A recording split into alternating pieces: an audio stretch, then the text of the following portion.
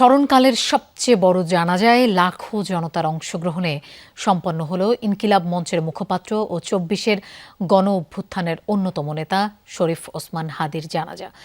নামাজের প্রথম কাতার জাতীয় সংসদের দক্ষিণ প্লাজায় শেষটা ছাড়িয়ে যায় খামারবাড়ি ও আসাদ গেট এলাকা।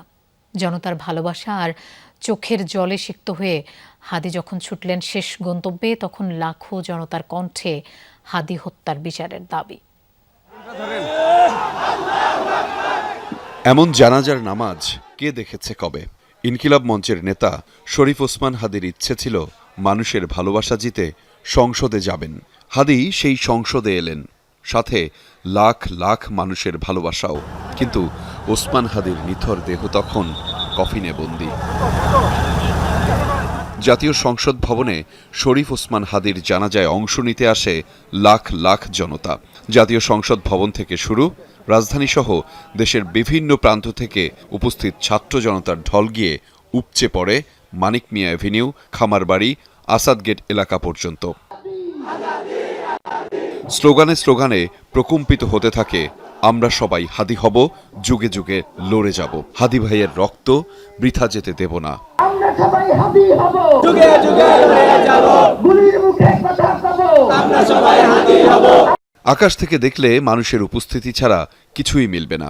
সাধারণের এমন উপস্থিতি স্মরণকালে কি দেখা গেছে? জানাজা শুরুর আগে জনতা একসাথে জোহরের নামাজ আদায় করেন, এমন দৃশ্য খুব কম সময়ই দেখা যায়। 2টা নাগাদ সংসদ ভবনের দক্ষিণ প্লাজায় এসে পৌঁছায় হাদির মরদেহ। লাখো ধ্বনি যেন একসাথে বরণ করে নেয় বিপ্লবী বীরকে। এরই মধ্যে আসেন প্রধান উপদেষ্টা সহ সরকারের বিভিন্ন দপ্তরের উপদেষ্টারা।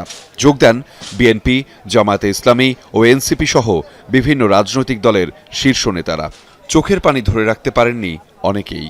হত্যাকারীদের ব্যাপারে রাষ্ট্রকে সর্বোচ্চ এফোর্ট নিতে হবে। তারা যেখানে থাকুক, সে ওভার দি ব্লু সিজ অথবা অন দি ব্ল্যাক মাউন্টেন, যেখানেই তারা থাকুক, তাদেরকে ধরে আনতে হবে, বিচার করতে হবে। তার যে আদর্শ, তার যে চেতনা, সেটা যেন এই দেশে, এদেশের বিভিন্ন প্রান্তে প্রান্তরে যেন যুগ যুগ ধরে, শতাব্দীর পর শতাব্দী ধরে যেন টিকে থাকে, বেঁচে থাকে। যারা নির্বাচনকে বাধাগ্রস্ত করতে চায়, এদেশের গণতান্ত্রিক উত্তরণকে যারা বাধাগ্রস্ত করতে চায়, তাদেরকে আমরা সমুচিত জবাব দেব গণতান্ত্রিক উত্তরণের প্রক্রিয়াকে সহজতর করে। তাহলেই শহীদ ওসমান হাদির রক্তদানকে, আত্মত্যাগকে আমরা সম্মান জানাতে পারব। শুরু হয় জানাজা।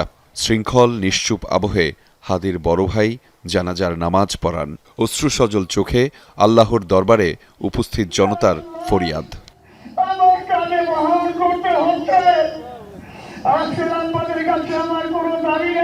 জানাজা শেষে গগনবিদারী আর্তনাদে হাদির হত্যাকাণ্ডের বিচার দাবি করেন লাখো জনতা।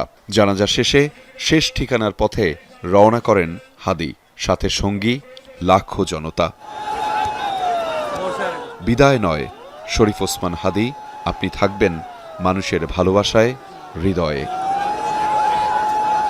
আহমেদ রেজা, যমুনা নিউজ, ঢাকা।